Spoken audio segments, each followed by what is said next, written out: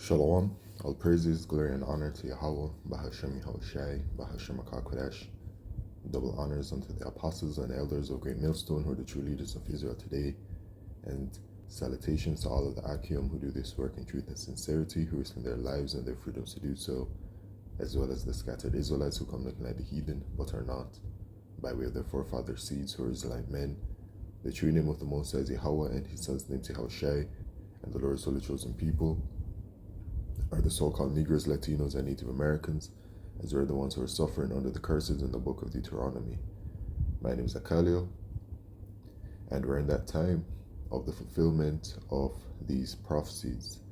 And as you can see here on the screen from NBCPalmSprings.com, which you can see, this is one of the official, allegiates, I think, of NBC.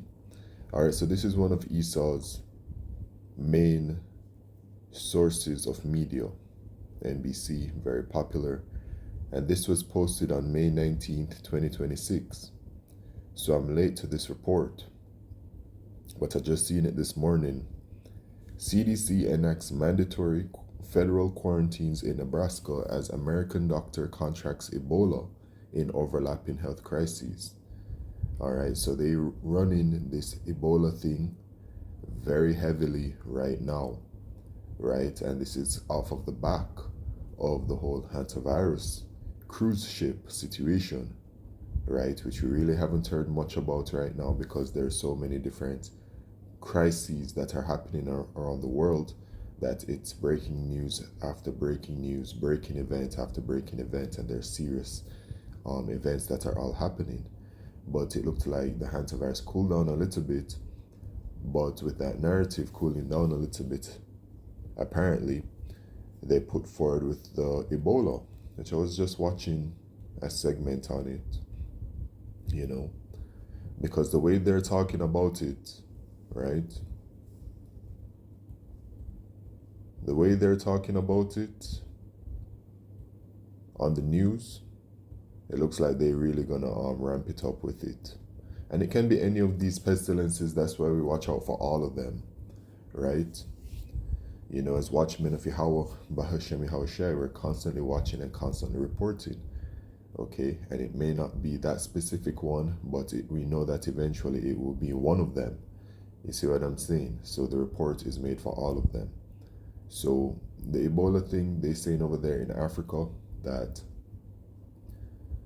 there are over 600 cases and over 130 people have perished from it. They have closed the borders of Congo or whatever so that it is contained.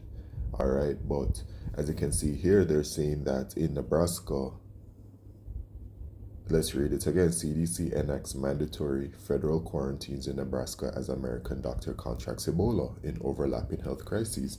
So somehow, it has reached America because of this American doctor, and it's going to be in the Europe too, because look at this. They made the report: U.S. citizen if infected with Ebola virus in DR Congo taken to Germany for treatment. So somebody infected with the Ebola has been taken to Germany, and the way they're reporting it, they're talking like, oh, you can't really track it, so quickly or so efficiently because you can't tell this for X amount of time and all these kinds of things. And they're talking about how the situation is so critical because it requires special training for individuals to have in order to really take care of Ebola cases, and to set it up, it's so costly, and all of the chaos of it all, right? But we know what time it is. We know that it is the time that Yahweh Bahashem Yahushai is bringing great judgment to the world, and a part of these great judgments are the pestilences. Matthew 24 and verse 7 let us know, for nation shall rise against nation and kingdom against kingdom, and there shall be famines and pestilences and earthquakes in divers places. All these are the beginning of sorrows. And these are the signs that we'll see before the return of our Lord Yahushai. So we knew that the pestilences would come, all right? And we knew that they would come with great judgment, right? They would truly destroy and ravage the people, right? So now we are very much in that time, and with what Esau is doing, we're not ignorant to his devices. So we know that this is all orchestrated by him, right? We know that Esau is the Lord's sword, and the Lord is using Esau to bring about all of these things, because Esau, their ruling class, right? Esau are the so-called white people, and their ruling class are the elite bankers, the wicked elite of Esau, Edom. They are pushing forward with their agenda, and the way how they operate is that they bring about chaos and hell to the world to bring about their change. So this is what they're doing right now. So they're using all kinds of weapon technology given unto them by the Lord to bring about all of these different things, plus the famine and whatever else, right? And all of this is for the purposes of launching the microchip, which is the mark of the beast. Revelation 6 and verse 8, and I looked, and behold, a pale horse, which is talking about Esau, Edom, the so-called white man. And his name that sat on him was Death, and hell followed with him. Hell being in a negative condition, right? A state of being in which is unfavorable. Hell can also mean in the grave. But it says, Death and hell followed with him, and power was given unto them over the fourth part of the earth, which is talking about America, to kill with sword, and with hunger, and with death, and with the beasts of the earth. So the Lord, right, is using Esau as his sword to bring about all of this chaos, death, and hell. And this is what it is. So all of this is orchestrated, right? These events, we know it is all orchestrated by Esau. All right, federal government reverses course, imposes mandatory hantavirus quarantine. So this is confusing because it's talking about doctor contracts Ebola in overlapping health crises. Then this here says imposes mandatory hantavirus quarantine. Federal health authorities have drastically escalated containment protocols for a group of Americans exposed to hantavirus. Okay, so it's about hantavirus. So I guess that's why it said federal government reverses course and imposes mandatory hantavirus quarantine, because they were talking about doctor contacts Ebola here. So that's a bit confusing. Exposed to hantavirus transition into a previously voluntary isolation into a strict mandatory federal quarantine. The CDC and finalized legal orders confining 18 passengers to a specialized Nebraska medical facility until May 31st, 2026, following their exposure to the virus aboard a cruise ship. The abrupt federal intervention marks a complete reversal from earlier directives issued by local health departments, which had promised to handle the monitoring process in the least restrictive way possible. Oh, okay, so that was the reversal. They were going to go with easier measures, but they're going with harsher measures because of the situation at hand that they are advertising as something very serious and critical. All right, and who's to say, right now that, because eventually there will be disease where we're going to witness people falling, by the thousands.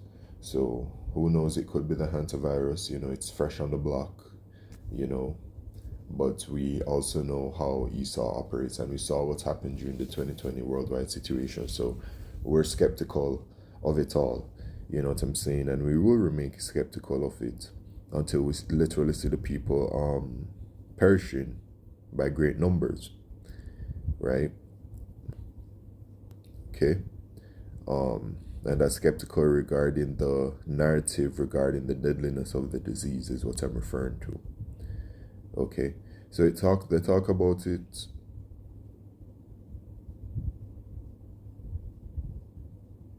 Dr. Peter Stafford, a missionary surgeon traveling with the Pennsylvania-based organization Surge, tested positive for the lethal virus after treating patients in Congo. Stafford has been successfully evacuated via a specialized high containment medical transport aircraft to Germany, where he was immediately admitted into a designated emergency facility to undergo advanced treatment. Okay, so that's the person, I guess. We have a name, Peter Stafford.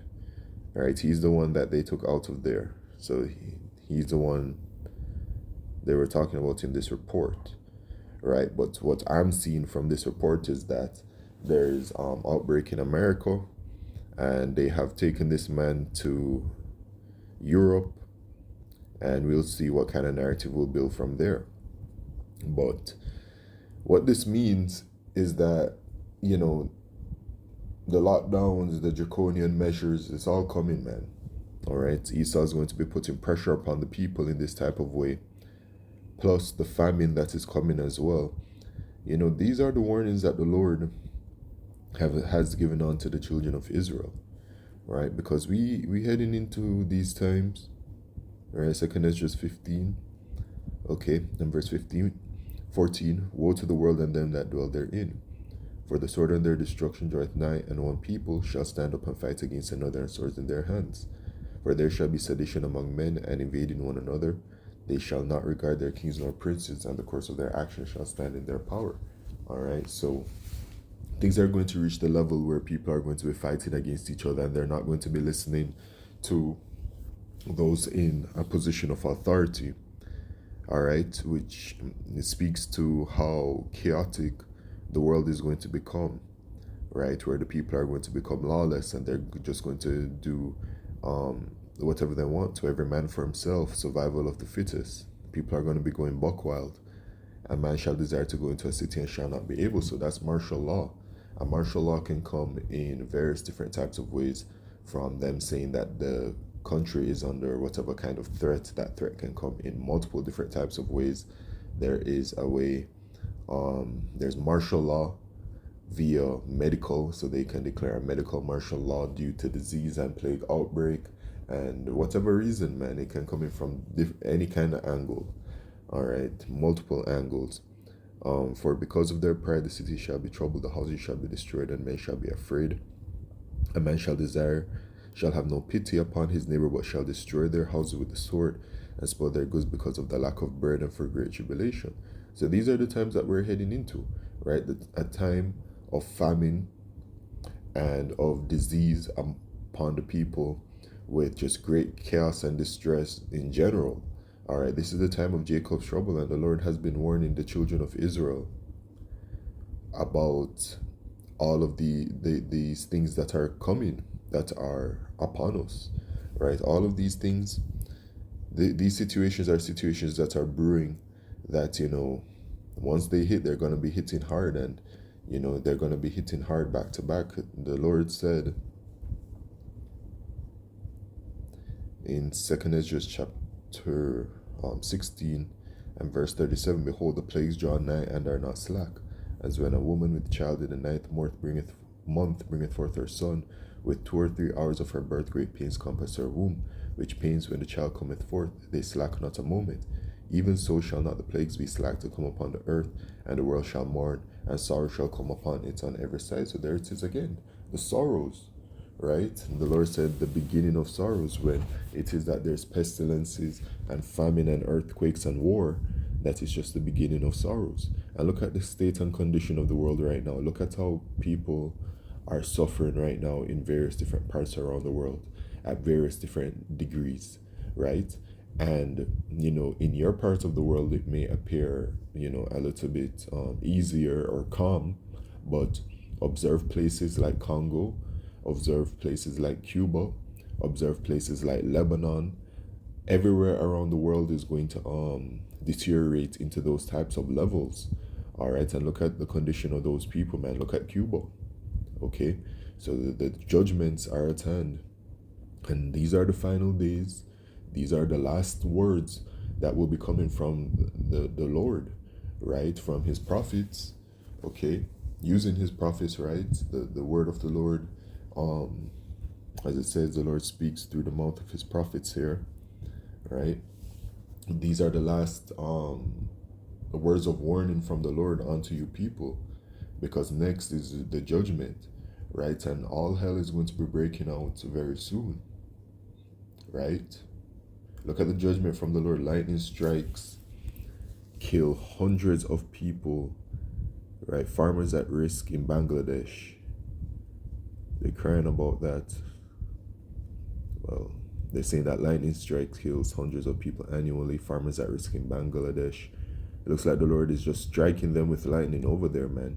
He said, and that's the thing, man. Severe judgment is going out daily. You see what I'm saying? But I guess people are so accustomed to witnessing these things that they think it's, you know, just another day, but it's just severe judgment from the Lord that's going out daily. And the thing is, the Lord is about to bring even more severe judgment to the world. Things are only starting to ramp up.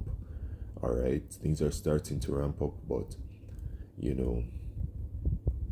the fulfillment of these prophecies, when they're manifesting, is going to be extremely brutal, right? And there's more, a little more.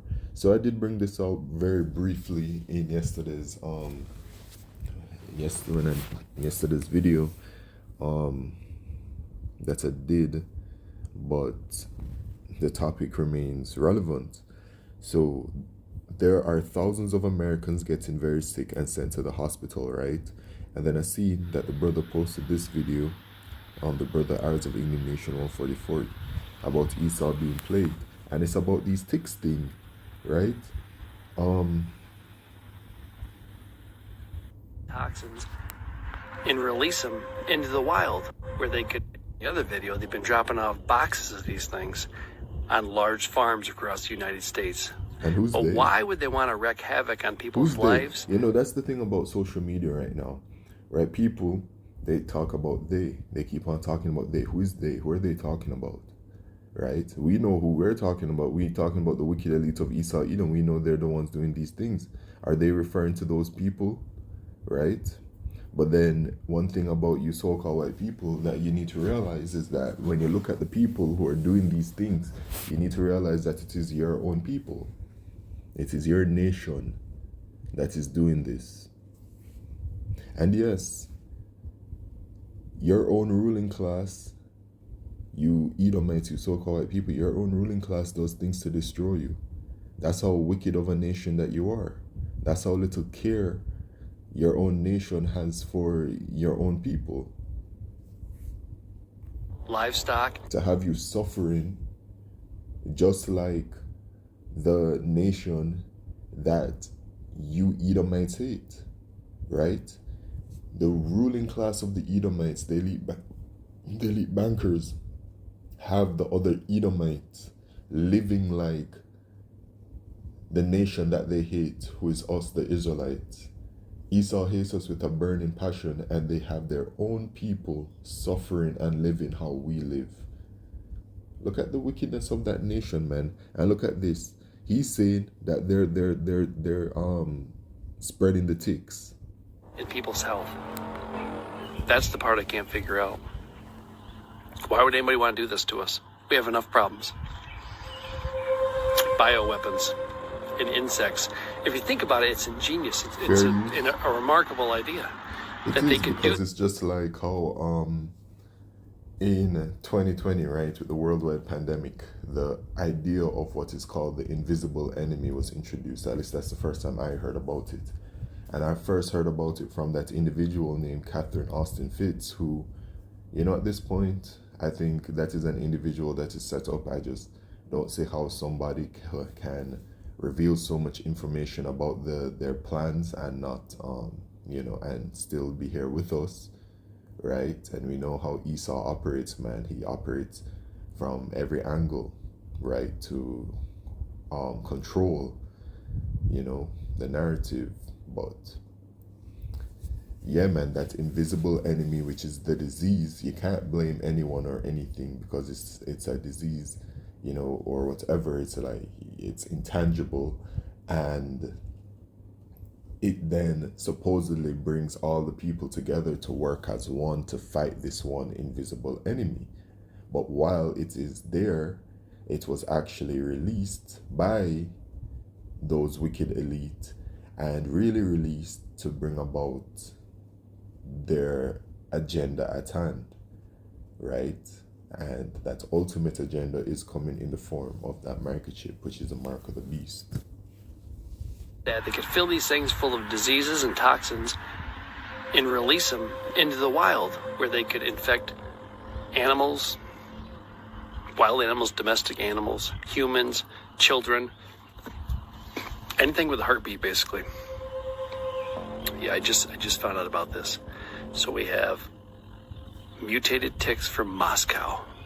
But who released them? Was it the United States, or was it?